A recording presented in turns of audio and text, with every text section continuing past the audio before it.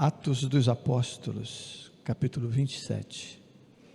Falava com a pastora Érica que, quando eu ainda preparava essa ministração, eu lembrava de que, algum tempo atrás, não sei quanto tempo, mas ela nos ministrou sobre a viagem, o naufrágio, aquela viagem turbulenta do apóstolo até Roma. Atos, capítulo 27.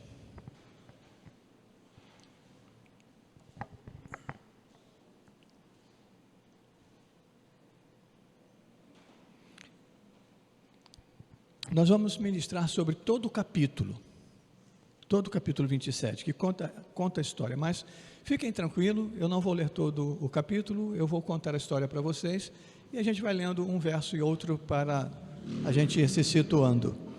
Mas, se eu quisesse buscar uma palavra, a palavra seria: tende bom ânimo, não temas. Verso 25 diz assim: portanto, senhores, tende bom ânimo, pois eu confio em Deus, que sucederá do modo por que me foi dito. Porém, é necessário que vamos dar em uma ilha, mas tudo bem. Repetindo: portanto, senhores, tende bom ânimo, pois eu confio em Deus, que sucederá do modo porque me foi dito. Essa palavra foi dita no meio de uma tremenda tempestade, no meio de uma turbulência, o navio caindo aos pedaços, e Paulo se levanta e diz: não temas, tem de bom ânimo. Mas a gente chega lá daqui a pouco. Vamos orar? Pai, que a tua palavra possa frutificar em cada coração aqui nessa noite. Tu conheces a minha necessidade e a necessidade de cada um dos teus filhos, ó Pai. Sei que essa palavra foi ministrada primeiramente ao meu coração e depois, ó Pai, fui convencido de compartilhá-la com a tua igreja, Senhor. Então, que a tua igreja seja edificada. Senhor, que sejamos um povo destemido diante das dificuldades, das lutas, das guerras, das tribulações. Sejamos, ó Pai, um povo de bom ânimo, que confia plenamente em Ti. Esse é o nosso clamor, essa fé que eu te peço a cada dia. Distribua, Senhor, com cada um de nós. Enche o nosso coração e a nossa mente, ó Pai, da fé salvadora, daquela fé que nos faz enfrentar as tempestades da vida, Senhor, sem titubear, sem negar a fé que temos em Cristo Jesus. Senhor, fala conosco nessa noite, te imploramos em nome de Jesus, amém, amém. Toda vez que nós abordamos um texto que é histórico, nós temos a tendência e a preocupação de não nos tornar muito longos, né? Mas essa história, ela é digna de uma série, à la Netflix ou coisa parecida, pode ter certeza, porque se você está aí com sua Bíblia aberta, se você for folhear aí para trás, você vai ver que ela começa lá atrás, a prisão de Paulo acontece lá no capítulo 21, não é? E Paulo começa a viver uma tremenda batalha, uma batalha jurídica, uma batalha de confrontos, uma batalha de perseguição. Paulo passa diante de várias autoridades, né? Ele vai escalonando as autoridades, algumas vão fugindo da obrigação de julgá-lo e fogem e passa para diante, e assim a história vai transcorrendo, e Paulo se mantém firme porque ele recebe uma palavra de Deus. Meus irmãos, ouça isso, é a palavra de Deus que vai nos fazer manter-nos, ou a palavra que vai nos manter na rota certa. Então nunca perca a palavra que Deus te deu de direção. Deus diz para Paulo o seguinte: filho, não temas por tudo isso que você está passando, porque me convém que você chegue a Roma. O Evangelho ainda estava, meus irmãos, dando primeiros passos. O Evangelho, meus irmãos, com o ministério de Paulo, alcança os gentios, mas ainda há uma batalha entre judeus, né, e gentios, e eu diria até especificamente uma batalha com Paulo a respeito dessa disposição dele de pregar o Evangelho aos gentios, sair da bolha do povo hebreu e ganhar as nações. Até porque nós sabemos, hoje é fácil saber isso, né? Difícil era para o povo de Israel saber, a gente às vezes critica, mas difícil era para eles saber. Para nós hoje é fácil, nós temos aqui a Bíblia toda já estruturada, para eles saberem que o Deus de Israel, porque eles aprenderam assim, Deus de Abraão, Deus de Isaac, Deus de Jacó, Deus de Israel. Nós já aprendemos diferente. Deus, quando chama Abraão, diz o quê? De ti farei. A proposta, nós hoje sabemos com muita facilidade que a proposta de Deus era ganhar as nações. Quando Deus escolhe Israel para que Israel fosse um instrumento para que o Evangelho, a palavra dele, chegasse a todas as nações da terra. Sempre foi assim, nunca foi diferente, mas o povo não tinha esse entendimento, e não vamos entrar nesses detalhes, querer defender ou penalizar ninguém, mas essa era a verdade.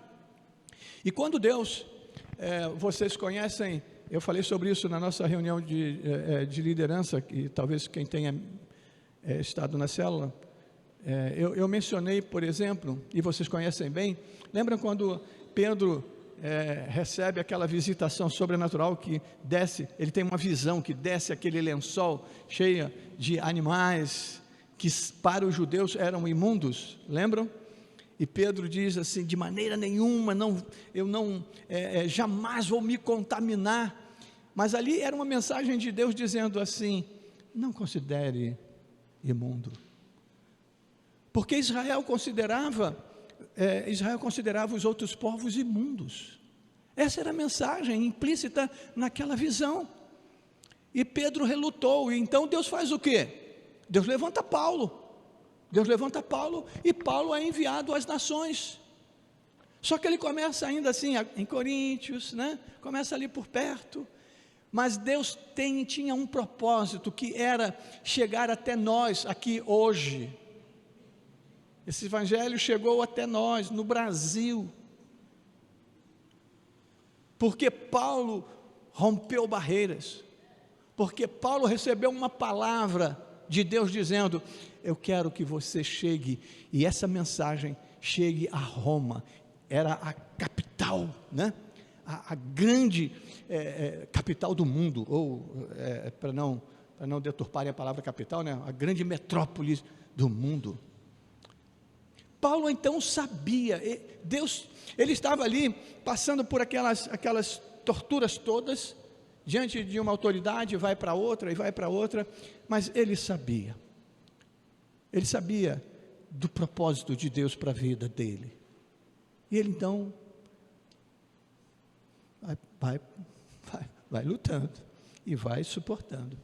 É claro que, como eu disse, isso é digno de uma série, porque ao longo dessa caminhada, ele, por exemplo, ele se livrou de alguns açoites, porque queriam açoitá-lo, já preso, tá? E ele lembra assim: só uma coisa, só para lembrar vocês têm certeza que vão açoitar um romano? Aí, eles não sabiam que Paulo tinha a dupla cidadania, ele também era romano, ele era judeu, mas também era romano. Mas nisso, ele aponta a direção que as autoridades precisam levá-lo. Ele era um cidadão romano. E então chega ao momento em que ele precisa de fato ser levado para a Itália, para Roma. E é o texto do capítulo 27. É interessante notar, meus irmãos, que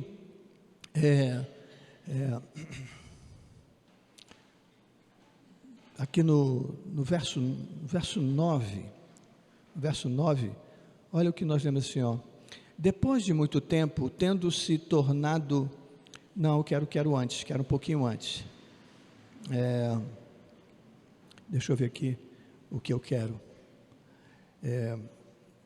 Paulo adverte, eu não estou com a Bíblia certa, mas Paulo adverte que não seria uma boa decisão fazer aquela viagem naquele momento, porque seria perigosa demais e eles teriam perdas terríveis.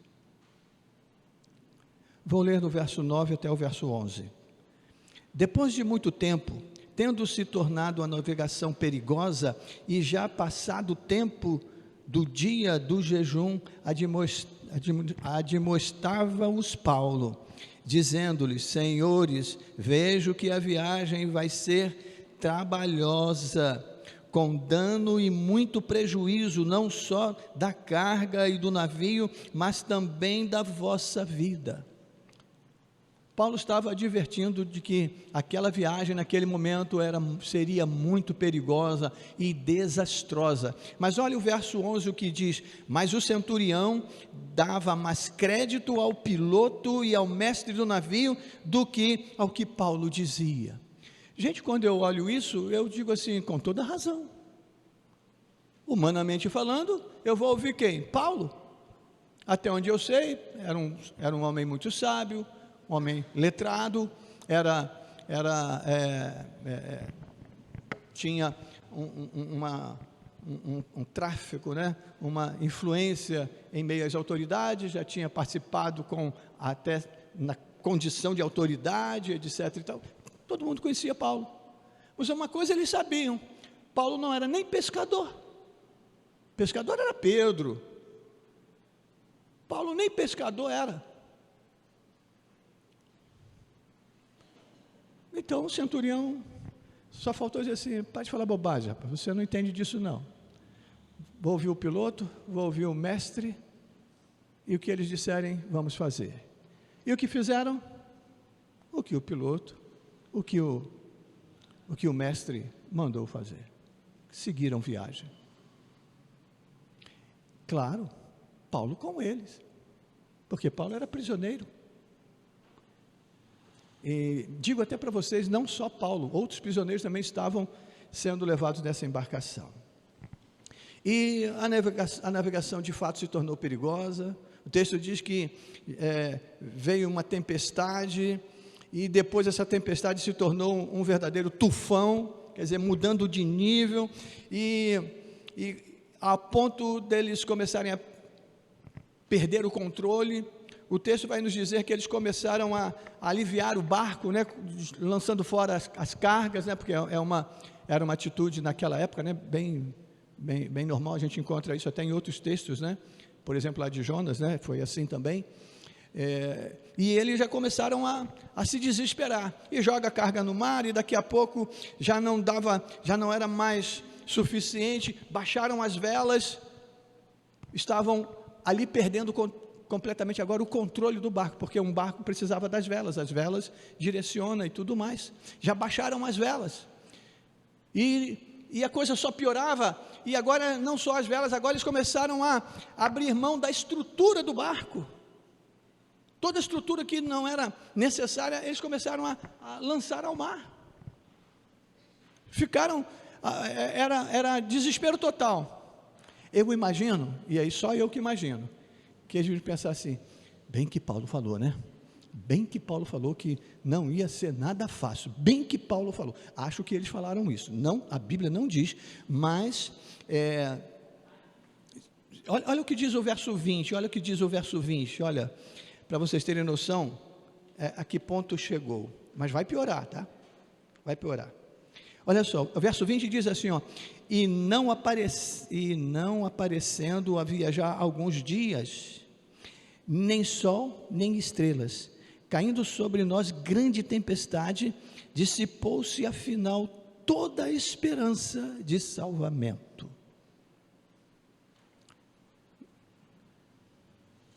Piloto, mestre, marinheiros, dissipou-se toda a esperança de salvamento. Essa era a condição. Aí o texto nos diz algo assim, olha, vou ler o verso 21 para vocês. Havendo todos estado muito tempo sem comer, Paulo, pondo-se de pé no meio deles, disse: Senhores, na verdade, era preciso terem-me atendido e não partido de Creta, para evitar este dano e perda. Paulo se levanta no meio da crise, mas calma, não foi só para dizer assim, eu não te falei, não foi só para isso não. Mas ele começa registrando, porque tem um propósito, meus irmãos, tem um propósito. Ele precisava registrar isso para dizer que não se trata de mim, não se trata do Paulo, se trata de quem eu represento, se trata do que a minha palavra, o que a minha boca diz, através de quem, por quem eu digo e eu falo. Mas ele começou, tipo assim, entre nós, lavando, né? Como a gente diz, lavei a alma, né? Mas não foi só aqui, vamos lá. Continuando, mas já agora vos aconselho, olha só, ele ainda se dispõe a aconselhar aqueles que o ignoraram, aqueles que disseram, você não entende nada de mar, rapaz, está aqui o capitão do navio, está aqui o mestre, está aqui os profissionais, os marinheiros, você não entende nada, mas ele mais uma vez diz, vos aconselho bom ânimo. Eles acabaram de dizer que não tinham mais esperança nenhuma. Mas Paulo se levanta no meio dessa crise, eu não sei se chamo isso de crise, isso aqui eu não sei nem de que eu chamo isso, era calamidade total. Paulo se levanta e diz, tende bom ânimo, porque nenhuma vida se perderá de entre vós, mas somente o navio. Que homem é esse? Agora, eu fico pensando, o que começa a correr na cabeça das pessoas? Já jogaram a bagagem toda fora? Já se livraram das velas? Já começaram a se livrar da estrutura do navio? O barco tomado por uma tempestade, jogado para um lado e para o outro, e o pastor, o profeta, o pregador, que não tinha sabedoria zero, naquele particular, se levanta e diz, bom ânimo, fiquem calmos, eu quero dizer algo tremendo para vocês, ninguém vai morrer. Eu acredito que a gente diz assim, essa não, esse cara ele está delirando, o navio já está aos pedaços, ele diz, tranquilo, fiquem tranquilos, ninguém vai morrer. Meu Deus. Aí eu quero chamar a atenção para uma coisa que é muito interessante. Olha o que diz o verso 23. Vamos lá? Porque esta mesma noite, um anjo de Deus, de quem eu sou e a quem sirvo, esteve comigo. Agora ele assume a posição de pregador mesmo. Agora ele assume a posição dele. Eu não sou adivinho, eu não estou aqui querendo simplesmente tranquilizar vocês, né? No tempo da crise a gente faz assim, né? Às vezes está vendo, está tudo caindo aos pedaços, calma, calma, vai dar tudo certo, Deus está no controle, etc e tal, e a gente tem essas nossas falas, né? Mas não, Paulo assume a posição e a postura dele, o profeta, o homem de Deus. Primeiro ele usa a linguagem natural do homem, calma, tem de bom ânimo, ninguém vai morrer. Imagino que eles, né, rosnaram para ele, deixa de falar bobagem. Mas aí ele abre a boca profética, aí ele abre a boca de revelação, e ele diz, um anjo esteve comigo, de quem eu sou, a quem eu sirvo. Ele não disse, mas as entrelinhas estavam dizendo, eu não estou aqui de graça, eu estou aqui porque aquele que me enviou comigo está.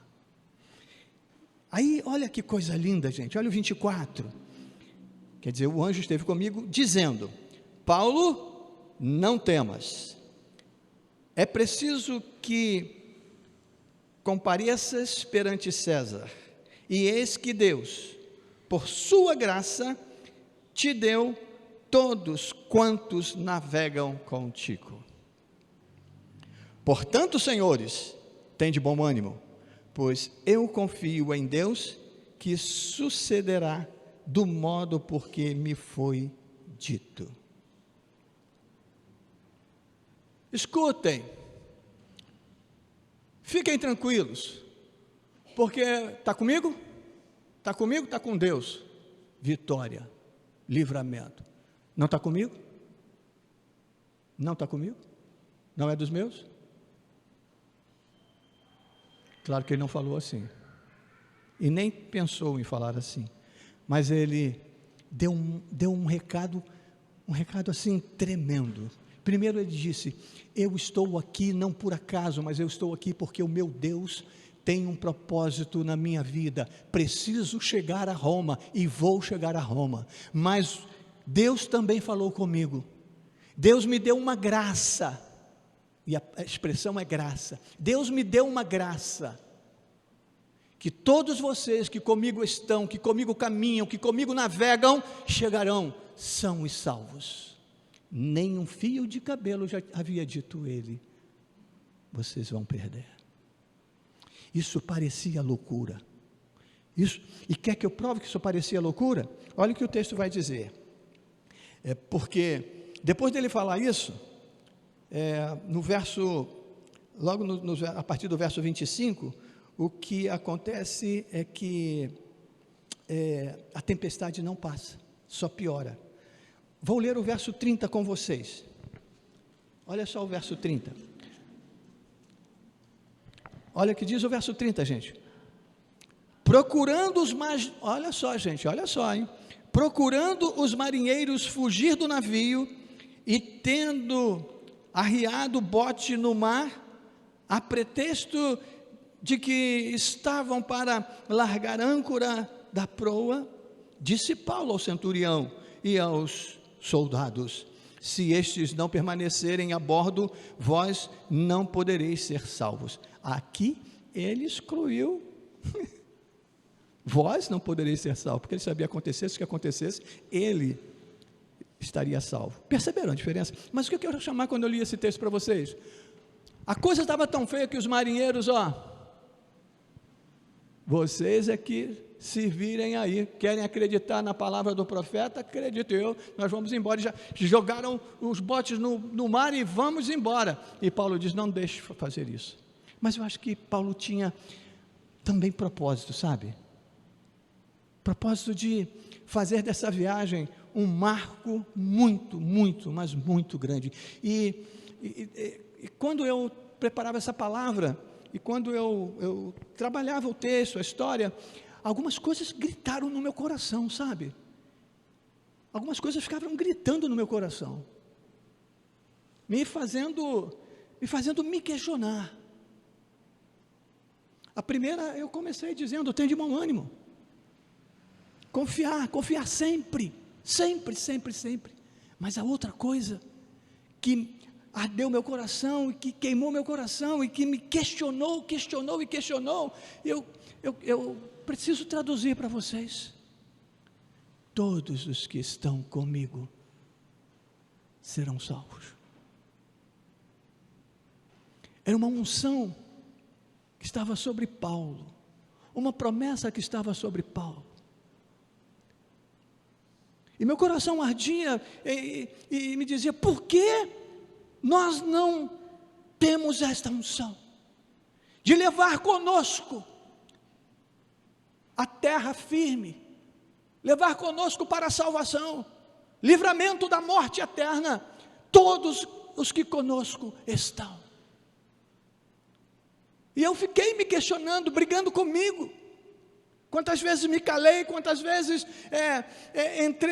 entrei no desespero de todo mundo, no desânimo de todo mundo, achando que já não tinha mesmo mais solução. Quantas vezes eu aceitei o naufrágio. Não, meus irmãos, não, a coisa é muito séria. Quando o anjo visita Paulo, a bênção poderia ser só para Paulo.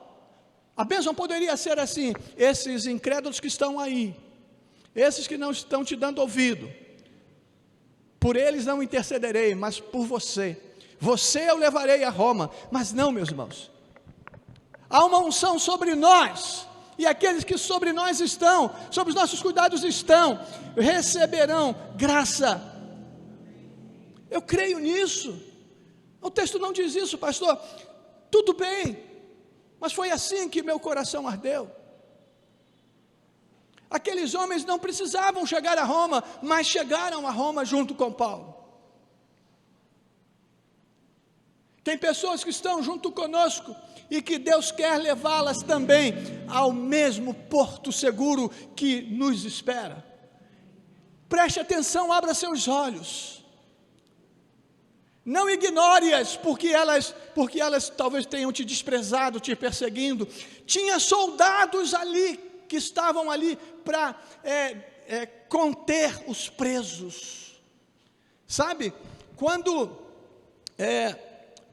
isso acontece, e o centurião e os soldados concordaram com Paulo, aqui concordam com Paulo, parece que as coisas estão andando já de um jeito que eles já começaram a acreditar. Me desculpe, gente, não estou querendo torcer a palavra, não. Acho que o desespero era tanto que eles já estavam dispostos a acreditar em qualquer coisa, e Paulo trouxe uma palavra de esperança. Os soldados pegaram as cordas e soltaram todos os barcos, todos os botes, e eles se afastaram, e agora ninguém podia mais agora se aventurar. Se tinha algum desistido, agora tinha que acreditar. Se tinha alguém tentando fugir, agora tinha que acreditar.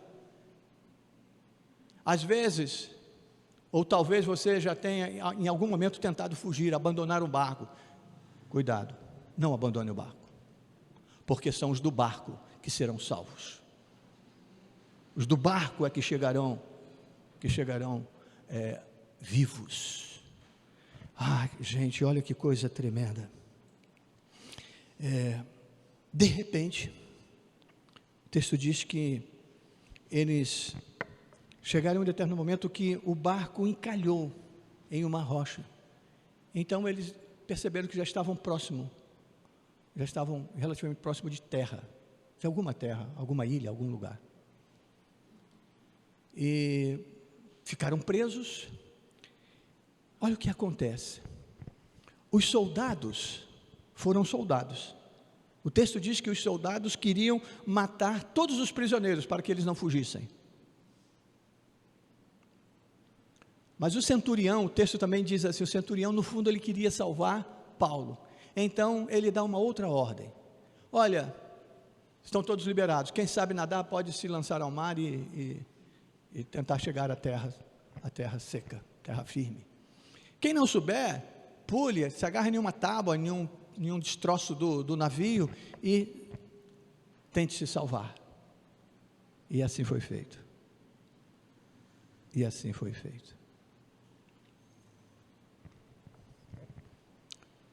E todos se salvaram.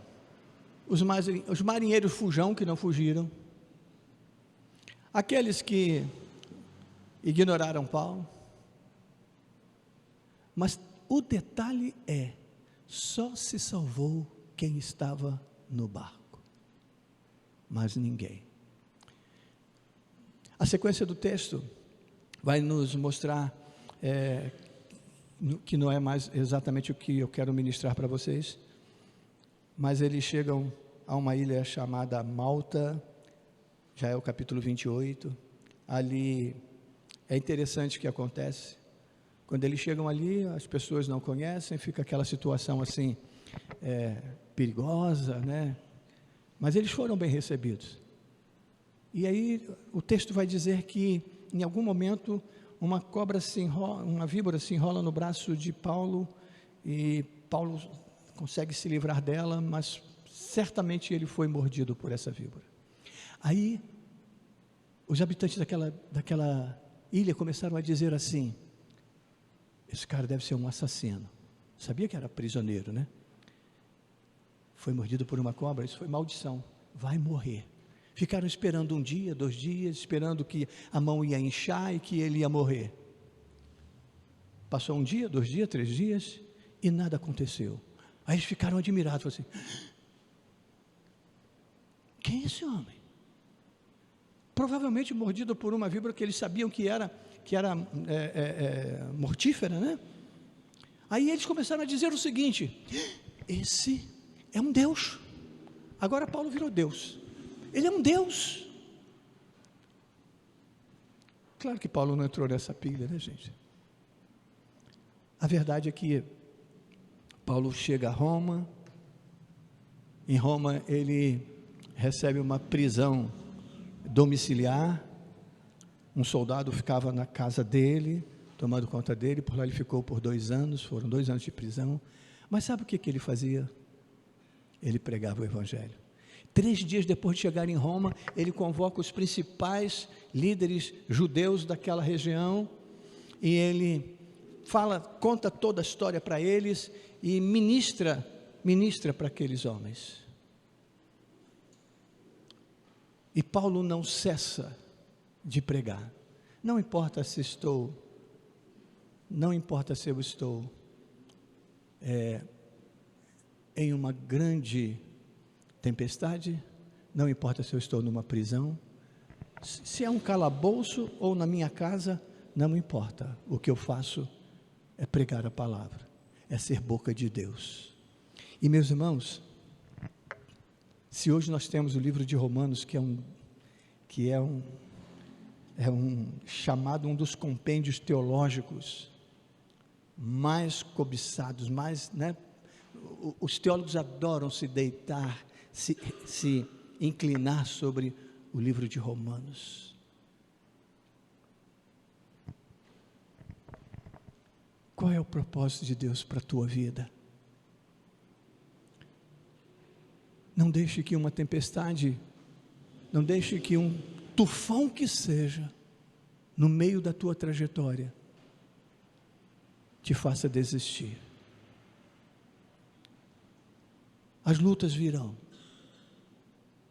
As lutas virão. Essa semana eu ministrei sobre um tema parecido com esse. E eu ministrei sobre Deus escolhe homens, Deus usa homens. Mas às vezes, homens que precisam pagar preços altíssimos. E eu citei Jonas, eu citei Oséias, eu citei Paulo. Se você quer saber, você que talvez conheça um pouco menos da leitura de Velho Testamento, vai lá e leia o livro de Oséias. Você, homem, se não cair duro para trás, você não entendeu, você vai ter que ler o texto de novo, porque o que Deus pediu para aquele homem foi pesado demais, mas ele cumpriu. Qual é o propósito de Deus para a tua vida? Para onde Deus quer te levar? O que você tem a fazer? Quem está à tua volta? Está te ouvindo ou está te negando, te atrasando? Eu quero nessa noite deixar uma palavra. Primeiro, não desista. Segundo, a tua palavra tem que ser de ânimo. E esse ânimo tem que estar em você. Porque se você esmorecer, a tua mensagem desaparece. O teu testemunho desaparece. Lá estava Paulo, no meio de homens que queriam matá-lo. Ali estava Paulo, homens que não obedeceram às suas orientações, mas Paulo continuava ali, de cabeça erguida, fazendo o seu trabalho, e ainda recebendo a graça de poder abençoar aqueles que estavam à sua volta. Ele não foi como, por exemplo, Jonas, que recebeu uma missão, mas aquela missão o contrariava, ele ficou de rabugice com Deus, fugiu de Deus, se escondeu daqui, se escondeu dali, e deu no que deu, e vocês conhecem a história. E até depois, quando ele se arrepende, e volta e faz o trabalho, ele se assenta e fica olhando, esperando a desgraça acontecer. Quando ele vê toda Nínive sendo, se quebrantando, se arrependendo, ele, em vez de glorificar a Deus, ele se revoltou e ainda disse assim: tire a minha vida, tire a minha vida. Até, vocês sabem que na verdade, foi como eu falei, mas na história bíblica, ele reclama porque a árvore secou. Meu Deus do céu, e Deus falou assim: você tem mais preocupação com essa árvore que secou do que com toda uma nação? Eu não sei qual é o seu trabalho, eu não sei qual é a sua vida, eu não sei qual o propósito de Deus para a tua vida, mas há algo que você não pode esquecer. Deus, ao te escolher, Ele te garantiu a vitória. Deus, ao te escolher, Ele te garantiu que você vai chegar, não a Roma, mas a Jerusalém celestial. Ele te garantiu que você vai chegar no propósito. Mas eu digo para você, como aquele anjo disse para Paulo: não chegue sozinho, não chegue de mãos vazias, leve contigo aqueles que estão à sua volta, não se aborreça com eles. Eu sei que às vezes as pessoas à nossa volta nos aborrecem, me dá vontade de virar as costas e dizer um montão de bobagem. Não, nós não temos esse direito. Nós fomos chamados para ser o conciliador, nós somos a voz da graça de Deus. Então, abençoe aqueles que estão à sua volta, interceda por eles diante do anjo do Senhor, leve-os contigo à vida eterna, à salvação em Cristo Jesus, em nome de Jesus. Se você está vivendo uma luta, uma tempestade, eu quero te dizer que nós somos servos do Altíssimo, nós não morremos em deserto, nós não morremos em tempestade, nós passamos pelos desertos, nós passamos pela tempestade, nós passamos pelo vale e alcançamos o nosso destino. Então, não abaixa a cabeça. Que Deus te abençoe. Que Deus te abençoe.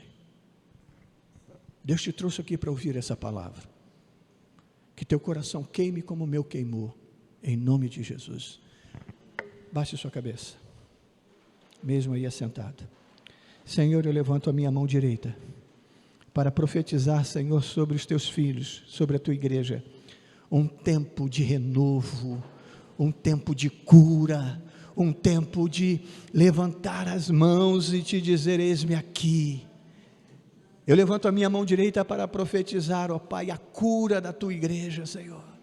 Senhor, o vale passou, a tempestade passou, ó Deus, mostra-nos, coloque-nos em terra firme, ó Pai, em nome de Jesus. Eu não sei qual a dor, qual a angústia, Senhor, dos teus filhos, de cada um deles, mas eu profetizo, Senhor, a tua cura, a tua bênção, a tua libertação, ó Pai, em nome de Jesus. Não temas, meu irmão, em nome de Jesus, não temas.